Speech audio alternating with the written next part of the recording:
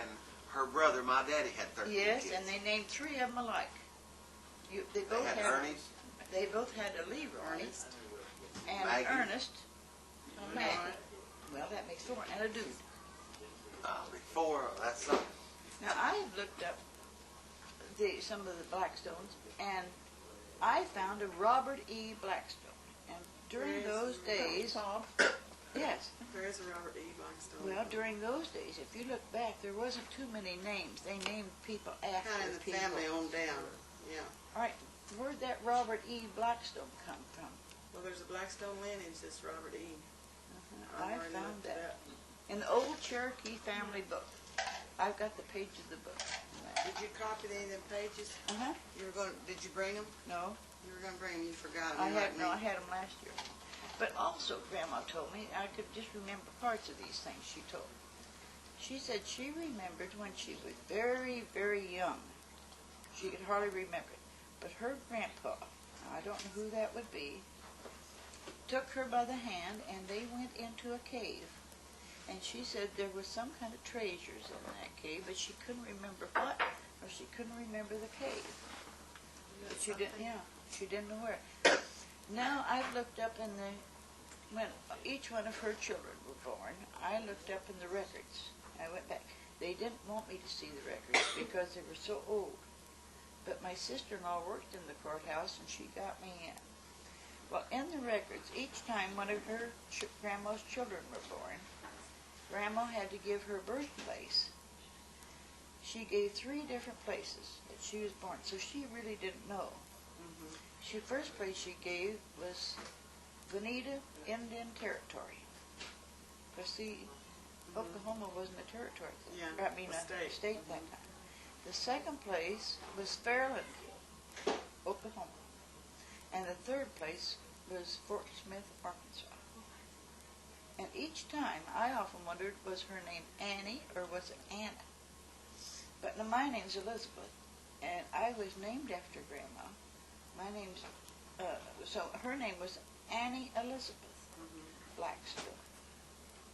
And the way I have found, way back when, looking for the Blackstones, they were English or Irish. The Blackstones were. Yeah. Then they came over here, and my idea is, because there weren't many women in the country at that time, women were far and few between, I think the Blackstone married an Indian. Cherokee. Yes, and then the next kids married Indians. So that made the Indians strong. Yeah. Yeah, she said, now someplace in an Indian book, and I don't know what it was, I saw the Blackstones were part Cherokee and part Choctaw. And that could be. Yeah, because they could marry into that race, just like we marry French, Irish, English, all mixed. Now, but what I heard her say, her brother had one arm, and she was always so proud. She said he could rope a calf with that one arm just as good as anybody else could. I heard her say that one time. Well, her version of that, she said she was leading the horse, and they were grinding cane for sorghum, and a sorghum grinder.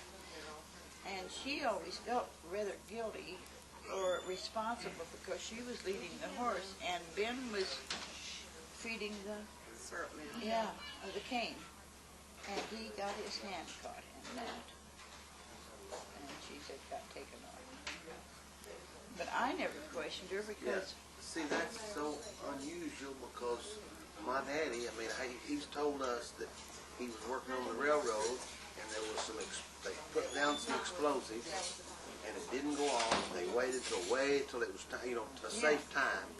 And then he went up there and it went off. Now that's the story I always. Now Ben, That's what he told me personally. Vic says too that he was taking out stumps. Dynamite. Well, it would be the same thing if they're making a road bed. Yes. If they're making a road, they'd be taking But but Daddy must have did a lot of work like that because he knew how to do it perfect. He'd put up a road bed for the ties and the rails. It'd be perfect. But isn't it funny though how the sister would get one word and my daddy put But you out know another what could word. have happened? He could have had an accident in the, he could have had the accident in the mail, and maybe lost part of it, and then maybe he had another accident and lost the other part, you know, the rest of it. This could be, because you know But that it happens seems to like us. Grandma didn't, well, my grandfather was partly responsible for that. He was older and strict German. And he didn't want her any part of an Indian. He didn't want to listen to the Indian part. Yeah. So he'd never allow it. When she was around, she couldn't say anything.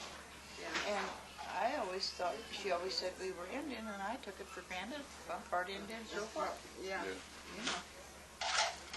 And she looked I'll at find one sometime, however I am. well, and my uncles, Uncle Les and Uncle Ernie, and they were tall, high cheekbone, black hair. Their hair was dark like yours. They looked Indian. Aunt Girl looked very, well, Grandma did too. She talked rather like an Indian. Her vocabulary was sort of that. Brogy. And she'd talk on the phone and she'd Well. say, hello, how are you? And very southern, very... I never did think of Papa looking like an Indian, but yet, you know, you take Bert, if he would, you know, he don't necessarily look like an Indian, but if he tells somebody he was Indian, they'd look and they'd say, yeah, I can see the features. You know, so it's sort of, Yeah. since we never did think about him being Indian, we never did look at the features maybe. Well, you can't tell about that because there's something else to enter into that, and I'll tell you about it, and that's this Scotch Irish business. See, when the Cherokees came from Kentucky and Tennessee over on the east side, when they were marched over to Oklahoma Territory, long before that, around 1650 and 1700, there was a bunch of Scotch missionaries came over and settled among the Cherokee Indians.